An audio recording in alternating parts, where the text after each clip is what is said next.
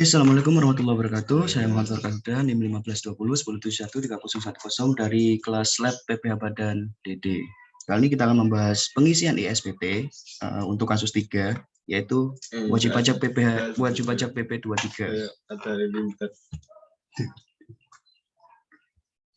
Jadi PP 23 ini membahas tentang pajak final, yang mana tarifnya adalah 0,5%.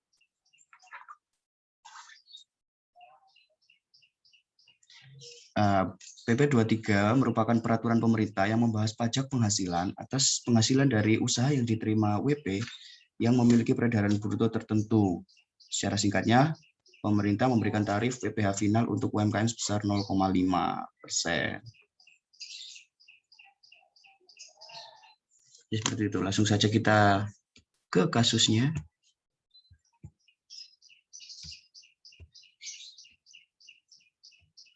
Oke, kasus 3. Di sini CV maju mundur adalah bergerak di bidang perdagangan.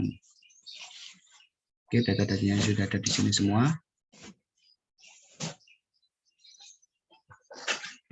Itu langsung menuju ke pengisian ISPT-nya. Untuk penambahan database, silakan cek video saya yang sebelumnya ya. Di situ sudah tertera bagaimana cara mendapatkan database baru di ISPT PPh Badan. Oke, langsung saja kita buka.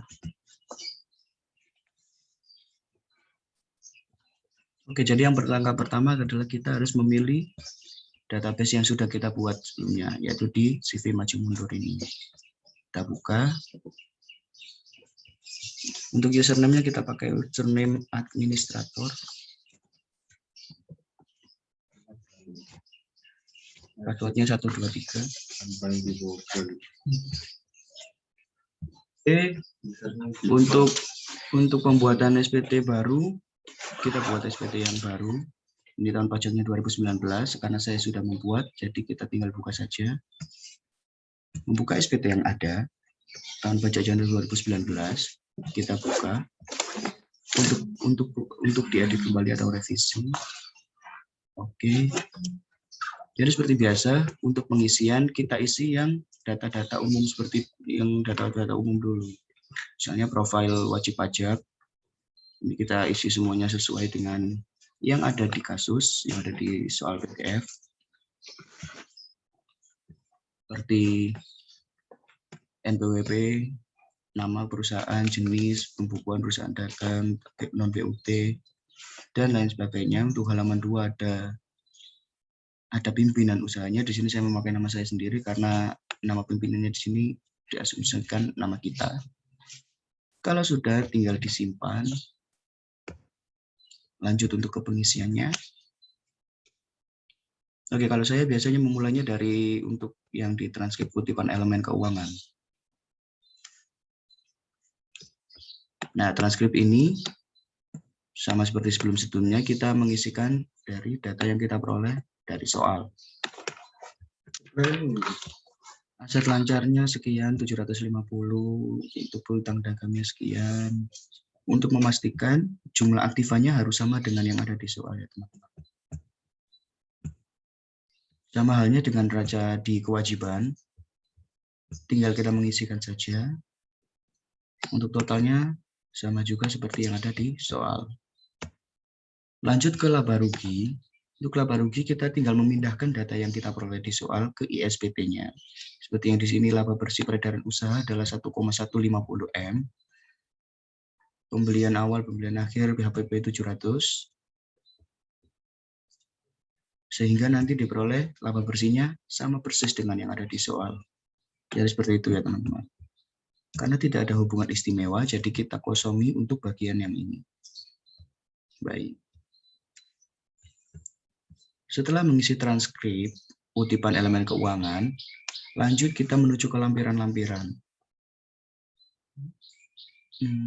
Untuk di kasus 3 ini tidak jauh berbeda dengan kasus 1. Perusahaan tidak melakukan afiliasi terhadap di perusahaan lain, tidak menyertakan modal atau tidak menerima modal di dari atau di perusahaan lain, seperti itu. Jadi kita tutup saja untuk lampiran ke-6. Lanjut kita menuju lampiran ke-5. Lampiran ke-5 ini ada bagian pemegang saham. Jadi di soal kan tidak ada rincian pemegang sahamnya. Jadi kita asumsikan jumlah modal ini adalah dari daftar pemegang sahamnya. Jadi 125 yang ada di sini. Untuk pengisiannya kita tinggal cetak baru saja. Sama seperti yang biasanya. Karena ini sudah maksimal, sudah 100%, jadi nggak bisa. Yang bawah bagian komisaris itu ada di soal di sini. Nama mahasiswa saya sendiri di sini.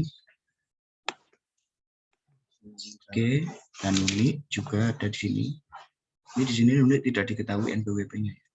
Jadi kita cukupkan di sini untuk halaman 5.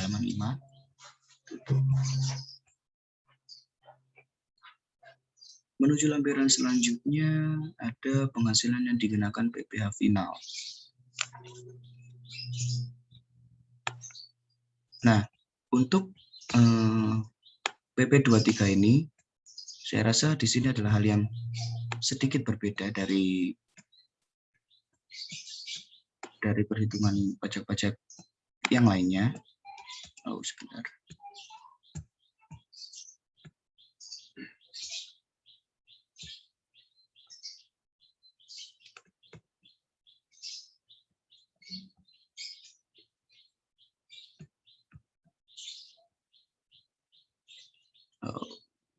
Sebentar. Oh, ternyata ke close. Sebentar, saya ulangi lagi. Yang tadi.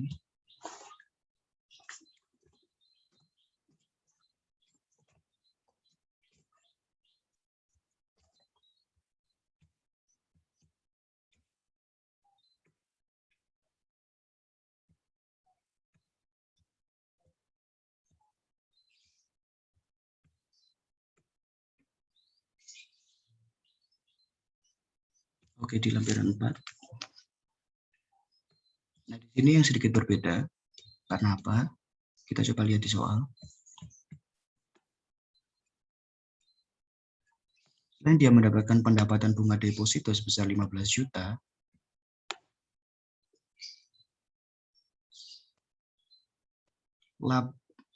jumlah peredaran bruto yang ada di soal ini itu dikenakan pajak final. Bagaimana cara menambahkannya? Sedangkan di sini tidak ada keterangan untuk peredaran usaha dalam batasan jumlah tertentu. Nah, caranya adalah kita tambahkan di kolom 14 jenis penghasilan yang lain-lain. Nah, ini cara menambahkannya bagaimana? Kita coba lihat. Kita tinggal tambahkan saja, karena di sini saya sudah menambahkan. Saya klik ubah. Nah, di sini kita tinggal mengisi jenis penghasilannya. Penghasilan dari peredaran usaha sampai dengan jumlah tertentu, yaitu ada di PP23. Berapa yang menjadi dasar pengenaan pajaknya adalah yaitu penjualan usahanya, yaitu sebesar 1,150 M. Jadi tinggal kita tulis sini 1,15 M, 1,150 M, yang mana tarifnya adalah 0,5%. Jadi pajak terutangnya adalah sebesar 5.750.000. Jadi seperti itu, tinggal kita simpan. Karena sini sudah saya mengisi, tinggal kita update saja. Oh, tidak bisa update. Oke, di sini sudah sama. 1,150, pajak terutangnya 5.700.000. Nanti otomatis keisi di sini. Ditambah dengan bunga deposito yang didapat oleh wajib pajak dan dipotong sebesar 20%, 3 juta. Oke, lanjut di halaman 2. Halaman 2, penghasilan yang tidak termasuk objek pajak. Karena di soal tidak ada, kita lewat di bagian ini, kita simpan. Yes. Oke. Lanjut ke lampiran berikutnya, yaitu kredit pajak dalam negeri. Nah, untuk kredit pajak dalam negeri ini kosong. Kenapa? Karena untuk PP23 yang dikenakan PPh final tentunya tidak ada kredit pajak yang digunakan. tidak ada PPh pasal 22, PPh pasal 23, PPh pasal 24. Tidak ada karena menggunakan tarif final yaitu sebesar 0,5%. Jadi kita kosongin itu bagian ini.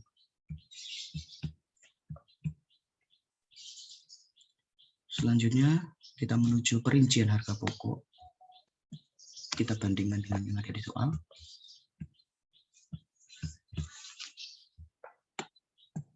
Oke. Ini kita dapat dari lampiran laba rugi ya. Kita tinggal samakan saja yang jelas hasilnya harus sama. 700.000. Yang ini 285. Untuk detailnya seperti ini. Untuk pembelian 800.000. Persediaan awal, habisnya sekian. Gaji upah bonus setelah sekian, beban semuanya sekian. Beban biaya lainnya ini karena tidak ada, jadi saya tambahkan yang dari administrasi lain-lain, kendaraan sama perlengkapan. Totalnya 65 juta. Total hasilnya sama. Pastikan dua kolom ini sama ya. Untuk yang 700.000 sama 285. Sehingga menghasilkan laba neto yang sama nanti. Oke, kita simpan untuk kolom ini. Ini karena kita tidak ada daftar penyusutannya, jadi kita yes saja. Oke.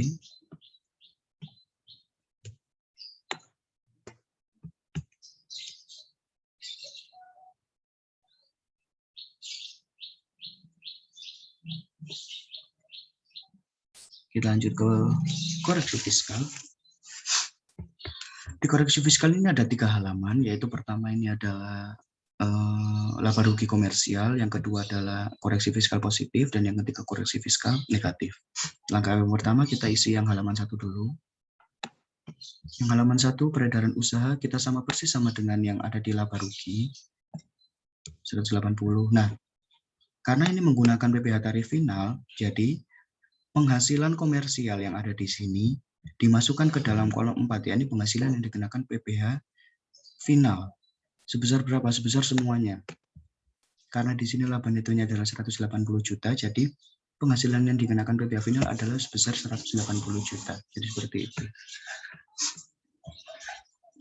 Karena menggunakan PPh final, jadi tidak ada yang perlu dikoreksi positif. Begitu juga yang negatif. Jadi untuk penghasilan neto fiskalnya sama dengan 0. Akan disimpan. Ya.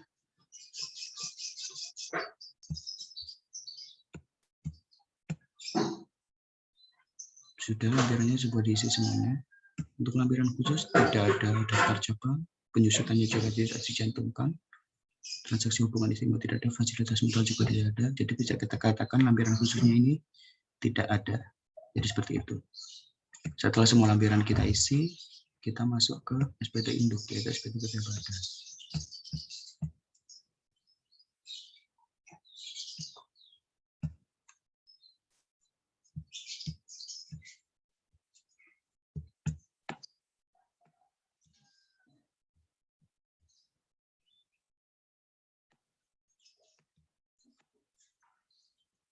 Ini masuk ke SPT induk menggunakan pembukuan. Untuk di soal pada kasus ini tidak diaudit, jadi kita tidak perlu memasukkan nama akuntan publiknya. Kita lanjut ke bagian A. Nah, untuk di bagian A ini karena menggunakan PPh final, jadi semuanya 0. Penghasilan neto fiskalnya 0, kemudian kerugian 0, bla bla lagi 0 semuanya. Karena pajaknya sudah dianggap final. Nah, kita lihat yang ada di E ini, PPh finalnya adalah 8.750. Yang 5.750 dari kegiatan usaha dan yang 3 juta dari perolehan bunga deposito yang tadi. Untuk lampirannya dituliskan laporan keuangan, transkrip, dan hanya transkrip saja. Perhitungan kompensasi fiskal tidak ada saya rasa. Setidak-tidaknya ini untuk tanggal lapor SPT-nya adalah tanggal 27 bulan 4 2020 sesuai dengan yang ada di soal. Tinggal kita simpan saja. Oke, setelah itu kita lihat di SPT Tool. Sebentar. Daftar pajaknya. Tidak ada karena tidak ada pajak yang harus dibayar, jadi SSP-nya kosong. Lanjut kita menuju ke lapor data SPP ke KPP. Kita pilih dulu mau disimpan di mana.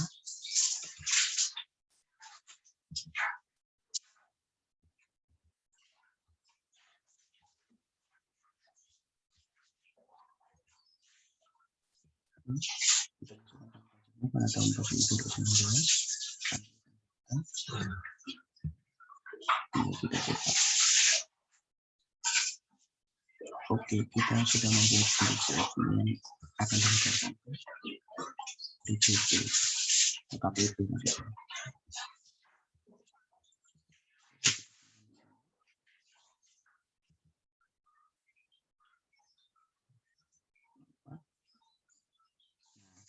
Ini sudah ada di sini.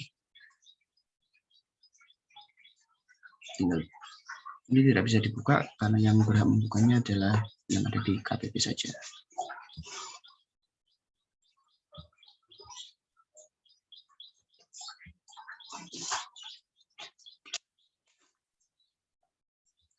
Oke, sudah selesai. Untuk kasus 3, saya rasa cukup banyak itu saja. Yang sedikit berbeda dengan kasus 1 kemarin.